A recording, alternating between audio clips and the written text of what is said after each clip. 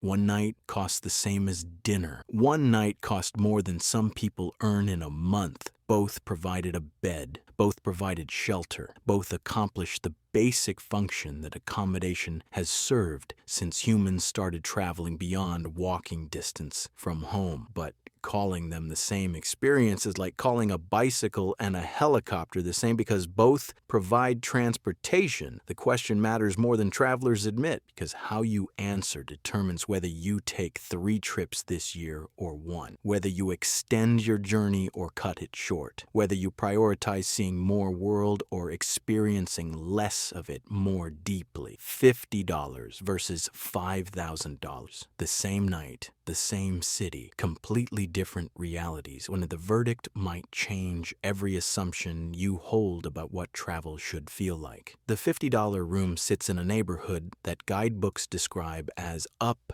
and coming, which is code for not quite there yet. The walk to the main attractions takes 15 minutes. The building itself is older, which shows in the elevator that moves slowly enough that climbing stairs becomes genuinely faster. The room is small. The bed is double. The sheets are clean but not luxurious. The bathroom contains functional plumbing that works without inspiring confidence. The shower takes several minutes to reach comfortable temperature. The water pressure fluctuates when neighboring rooms operate their facilities simultaneously. The air conditioning works, but announces its operation through sounds that suggest mechanical struggle. The walls are thin enough that conversations next door become audible after 10 in the evening. The view from the window is other building. The Wi-Fi connects but tests patience during video calls. Nothing is wrong. Nothing is broken. Everything functions within parameters that accomplish the stated purpose. Check-in takes 2 minutes.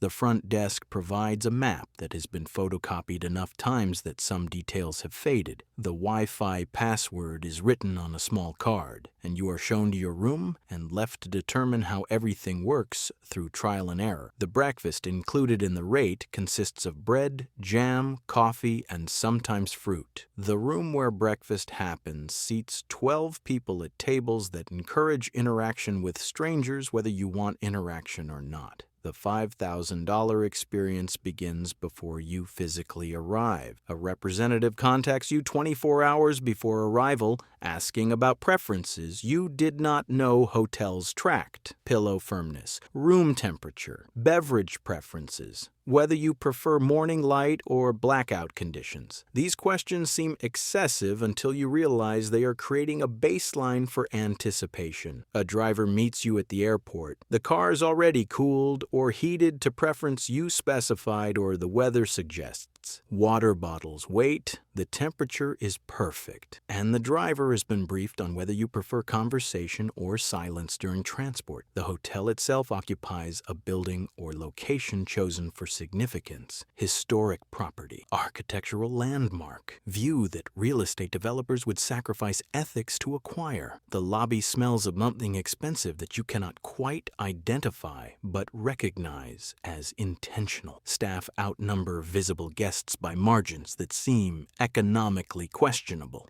Your name is already known. The check-in happens in your suite, not at a desk. Someone carries your luggage. Someone else explains features of the room that you would never have discovered independently. The room is not a room, it is space, multiple zones, sleeping area, sitting area, working area, bathroom larger than the entire $50 accommodation. The bed is king-sized or larger, with sheets whose thread count exceeds what most people use as wedding gifts. The bathroom contains products whose brands you recognize from magazines that you do not actually read but encounter in doctors' offices. The towels are thick enough to use as blankets. The shower has multiple heads and controls that require experimentation to master. The water is immediately perfect temperature with pressure that suggests dedicated system. The view has been selected. This is not whatever window faced the available room. This is the window that faces what the property determined is the best view it can offer. Fresh flowers, arranged by someone whose job is flower. Fruit basket containing selections that change with season. Handwritten welcome note that references specific details from your reservation. And turn-down service that happens while you are at dinner, transforming the room you left into the room you return to. The first difference is not visible. It is atmospheric. At $50, you are a transaction. The guest house needs occupancy. You need a bed. The exchange is efficient because efficiency is how budget accommodation maintains margins. Questions are answered, problems are solved, but no one anticipates needs you have not expressed because anticipation requires staff ratios that $50 cannot support. At $5,000, you are expected. Someone reviewed your booking. Someone noted patterns from previous stays at this property or partner hotels. Someone adjusted the minibar. Someone set the lighting. Someone made decisions designed to eliminate friction you would never have articulated because you did not know that friction existed. This level of attention has value, but quantifying that value requires understanding what you actually want from the hours you spend inside accommodation. The second difference emerges when something goes wrong. At the guest house, small problems remain small problems. The shower takes time to heat. The breakfast options are limited. The noise from the street is consistent. The Wi-Fi drops during peak usage hours. Mentioning these issues prompts apology. The staff is sorry, they mean it. But apology does not transform circumstances. The guest house operates within constraints that goodwill cannot overcome. The shower heater is what it is. The walls are as thick as construction permits. The Wi-Fi bandwidth is what the subscription provides. You adjust. You shower earlier. You accept breakfast limitations. You use cellular data when Wi-Fi fails.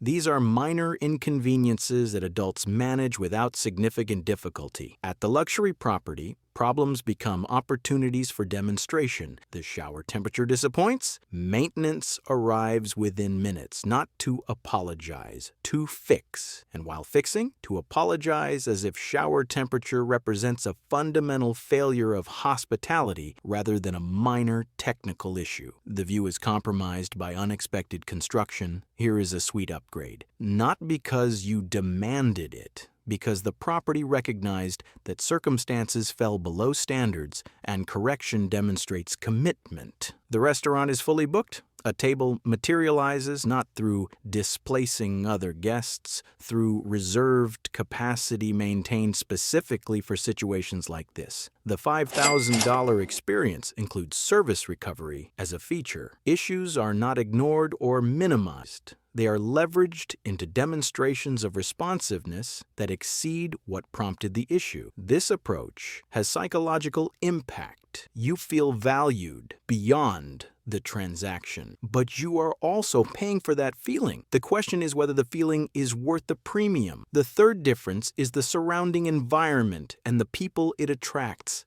The guest house serves travelers who prioritize value over comfort. The demographic skews younger or more experienced or budget conscious. These are people who understand that accommodation is where you sleep, not what you traveled to experience. The breakfast room conversation might teach you things. The Australian backpacker knows which islands have not been overrun yet. The German couple discovered restaurants where locals actually eat. The American couple in their 60s is on their fourth continent this year because staying in guest houses makes extended travel financially possible. The shared experience of choosing value creates connection. Everyone here made a decision to spend money on experiences rather than rooms. That decision creates common ground. The luxury property serves travelers who prioritize experience that includes the accommodation itself. The demographic skews older or celebratory or professional. These are people who view environment as integral to travel rather than incidental to it. The conversations are different. The Norwegian couple is celebrating their 30th anniversary. The businessman from Singapore is here between meetings. The family from Dubai is on holiday but expecting service standards that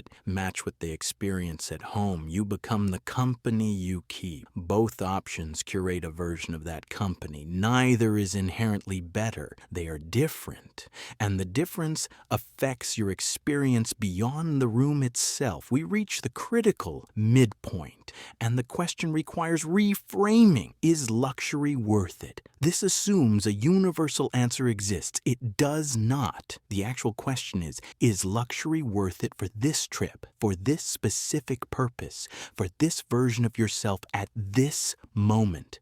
Because the answer changes depending on circumstances that have nothing to do with whether luxury is objectively valuable. Consider the honeymoon scenario. This trip happens once with this person in this configuration. The memories formed become foundational to the relationship narrative. You will reference this trip for decades. Remember when we stayed at that place and that thing happened. The extra investment compounds over time. The $3,000 spent becomes 30 years of shared memory. The per-year cost decreases as decades extend the time frame, and the quality of the memory is affected by the quality of the experience. For the honeymoon, luxury might be worth it because the memory matters more than the immediate cost. Consider the exploratory trip scenario. You are visiting a country you have never seen. Your time is limited. You have 1 week. The opportunity cost of every hour inside a hotel room is an hour not spent experiencing the place you traveled to experience. The $50 room sleeps you adequately. The $5,000 room captivates you enough that you stay inside enjoying amenities when you could be outside experiencing the city. One returns you to the streets rested. One keeps you in a beautiful room that exists in every major city. The views change, but the luxury experience is remarkably consistent globally. For exploration, luxury might not be worth it because the room competes with the destination for your attention. Consider the recovery trip scenario. Work has depleted something fundamental. Stress has accumulated. The purpose of travel is not to see things, but to stop seeing the things you always see, to recover capacity, to reset systems that daily life has strained.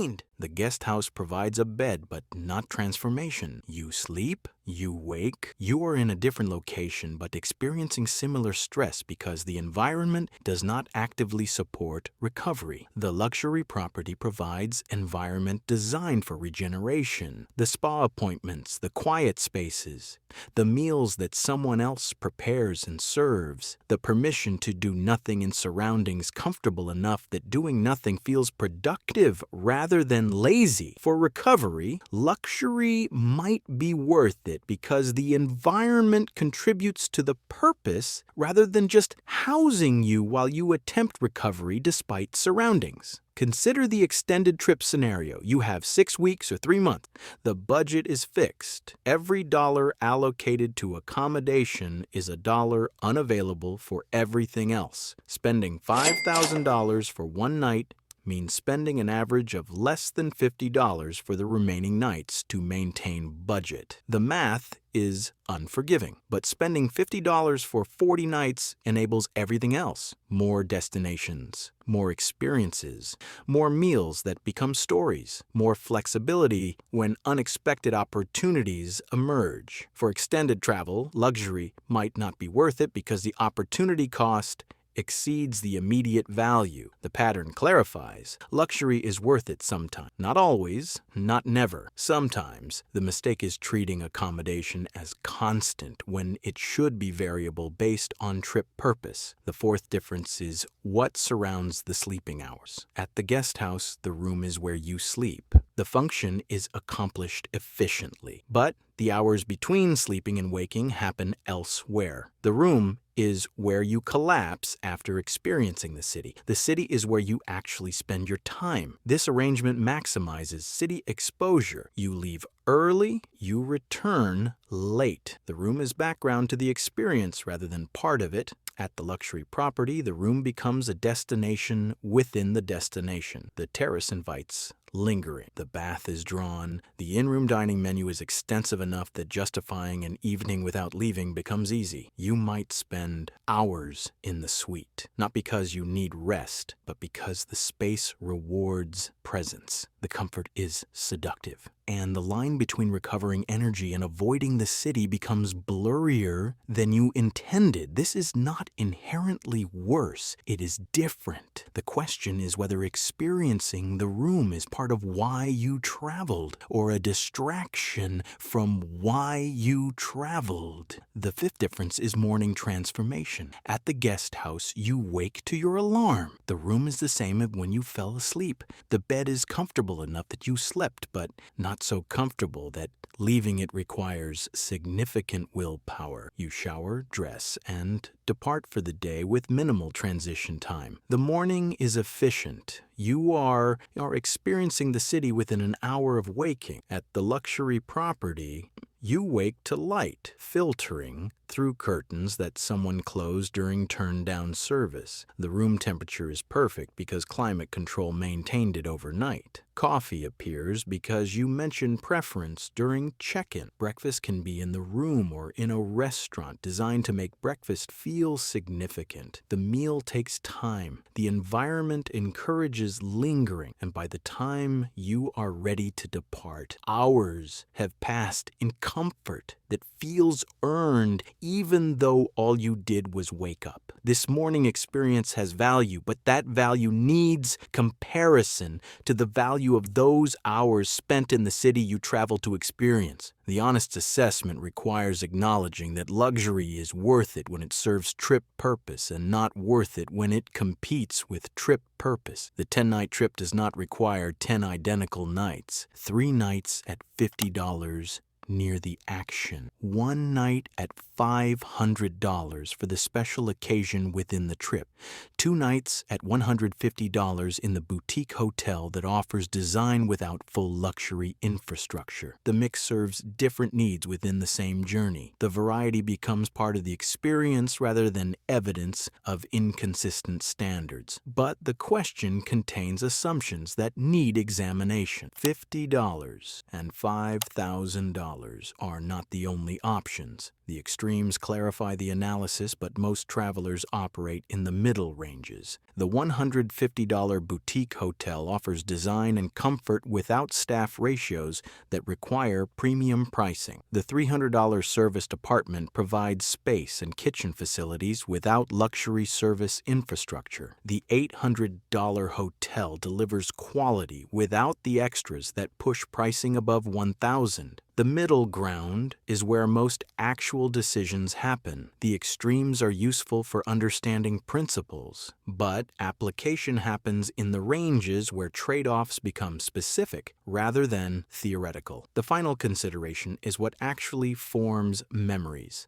Ask travelers about past trips. The stories they share are rarely about thread counts or bathroom amenities. They are about moments, about views, about encounters with people or culture or food, about sounds and smells and feelings that accommodation facilitated but did not create. The $50 room might precede the best meal of your life. The encounter that becomes the story you tell for years. The morning walk through streets empty enough that you saw the city waking. The $5,000 room might precede a day lost to jet lag and conference calls. The memory of luxury tainted by circumstances that no amount of Egyptian cotton could transform. Accommodation is context. What happens within that context determines whether the memory is positive, and the correlation between room cost and memory quality is weaker than the hospitality industry wants you to believe. This does not mean luxury is worthless. It means luxury is context dependent. When the trip purpose is the room, luxury matters. Anniversary trips, recovery trips, celebrations where the accommodation is part of the celebration. When the trip purpose is the destination,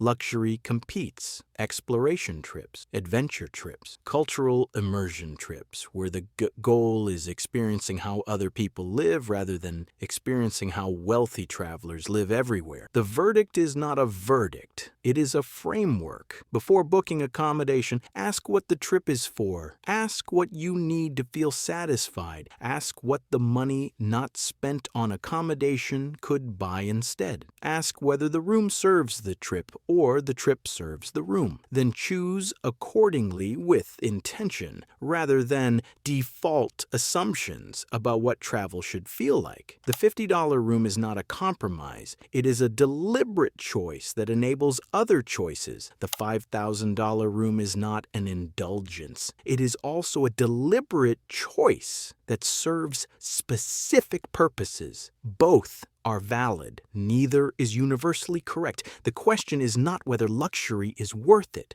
The question is whether luxury is worth it for this specific trip in this specific moment for this specific purpose. And now you have the framework to answer that question for yourself rather than letting convention or marketing or social pressure answer it for you. Is luxury worth it? Sometimes. When it serves trip purpose. When the memory matters more than the cost. When recovery requires environment. When celebration deserves acknowledgement. When the room is part of the experience rather than just housing for the experience. But not always. Not when it competes with trip purpose. Not when it consumes budget that could enable more destinations. Not when the city outside offers more than the room inside. Not when efficient rest serves you better than luxurious lingering. The answer is yours. The framework is here. The choice happens when you book, and the satisfaction comes from knowing you chose intentionally based on what you actually wanted rather than what travel is supposed to look like. The video on screen breaks down specific hotel recommendations at 5 price points in 10 major cities, the best value options, when to splurge, how to mix accommodation types within single trips. Watch it next to transform this framework into actual bookings for your next journey.